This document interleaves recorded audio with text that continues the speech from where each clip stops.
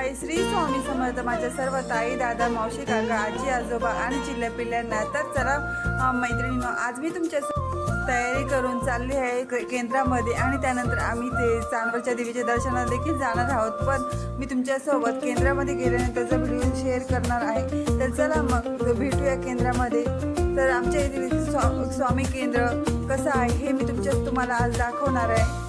तर मैत्रिणींनो, खूप दिवस झाले मी देखील केंद्रामध्ये गेलेले नाही, परंतु मनात इच्छा होती आज केंद्रात जायचं म्हणून। नवरात्रीमध्ये स्वामींचं दर्शन होणं हे तर माझ्यासाठी खूपच महत्त्वाचं होतं। पण मिस्टर हो म्हणतील की नाही याचं देखील टेन्शन होतं, कारण पुढे जायला वेळ व्हायला नको म्हणून। परंतु तेही फायनली हो म्हटले आणि आम्ही आता आलो आहोत केंद्रामध्ये। तर चला बघा, हे केंद्र आमचं स्वामी केंद्र किती छान आहे बघा। किती सुरुवातीला इथे सर्व साईडने पूर्ण कंपाऊंड केलेलं आहे आणि इकडे चप्पल स्टँड आहे। तर प्रथम आपण केंद्रामध्ये एंट्री केल्यानंतर इथे चप्पल स्टँडची तिथे सर्वांनी चपला काढायच्या आणि त्यानंतर त्या साईडला पाण्याची टाकी देखील आहे, तिथे सर्वांनी हातपाय धुवायचे आणि मग पुढे जायचं। तर बघा ना, किती छान देवाच्या ठिकाणी। आपण म्हणतो की हातपाय धुणं काय इतकं विशेष असतं का, पण नाही मैत्रिणी, खरंच आपण कुठून जाऊन येतो, किती कुठल्याही ठिकाणून जाऊन येतो कधी कधी। तर मग अशा वेळेस आपण हातपाय धुणं देखील गरजेचं असतं ना। मग पहिले कुठल्याही देवाला म्हणा, कुठेही जाताना हातपाय धुवूनच गेलं पाहिजे। तर त्यासाठी देवाच्या ठिकाणी बघा, प्रत्येक देवाच्या ठिकाणी पाण्याची टाकी असते आपले म्हणजे हात आणि पाय स्वच्छ करण्यासाठी। आधी हातपाय स्वच्छ असावे, त्यानंतर मनही प्रसन्न असावं। तर आज मला देखील खूप छान वाटलं केंद्रामध्ये गेल्यानंतर।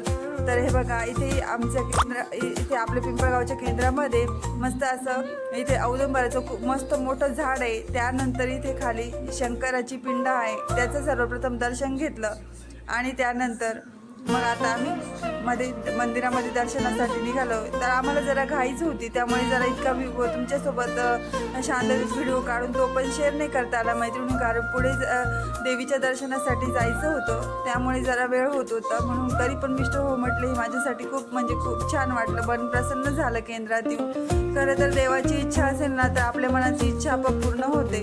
तर बघा किती छान असं मध्ये शेड वगैरे केलेलं आहे। आतमध्ये मंदिर पण खूप छान आहे मैत्रिणींनो। इथे घंगाळा ठेवलं आहे, त्यामध्ये फुलं वगैरे ठेवतात तिथले ते भाऊन ते रोज, आणि दोन्ही साईडला असे हत्ती आहेत।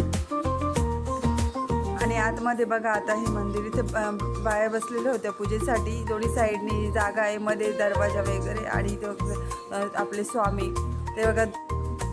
तर हे बघा मस्त स्वामींची किती छान मूर्ती बघा, अगदी मनात भाव होऊन जातं। म्हणजे आपण जेव्हा ही मूर्ती बघितल्यानंतर खूप छान वाटलं, दर्शन घेतले आणि आता आम्ही बाहेर निघालो। बाहेर बघा अशी कारंज्यांची सोय केलेली आहे।